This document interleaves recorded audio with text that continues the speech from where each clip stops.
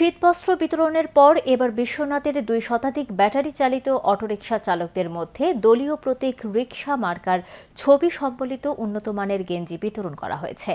সিলেট 2 আসনে বাংলাদেশ খেলাফত মজলিসের একক সংসদ সদস্য পদপ্রার্থী দলের কেন্দ্রীয় নেতা বিশ্বনাথের রাজনগর গ্রামের বাসিন্দা যুক্তরাষ্ট্র প্রবাসী ড মুফতি হাফিজ লুৎফুর রহমান কাশিমের পক্ষ থেকে অটো চালকদের মধ্যে উন্নতমানের এই গেঞ্জি বিতরণ করা হয়। কারিকুনা এলাকার হজরত ওমর ফারুক রহমতুল্লাহ আলাহি একাডেমি সংলগ্ন চাঁদের হাট নামক একটি রেস্টুরেন্টে আনুষ্ঠানিকভাবে এই গেঞ্জি বিতরণ করা হয়।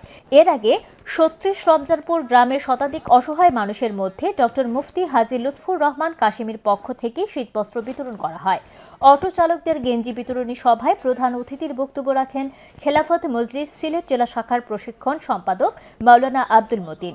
বক্তব্যে তিনি বলেন, বাংলাদেশ খেলাফত মজলিসের একক সংসদ সদস্য পদপ্রার্থী ড মুফতি হাফিজ লুৎফুর রহমান কাশিমি প্রবাসে থাকলেও বিশ্বনাথ উসমানীনগরের অসহায় মানুষের কল্যাণে কাজ করে যাচ্ছেন। আগামীতেও এই ধারা অব্যাহত থাকবে।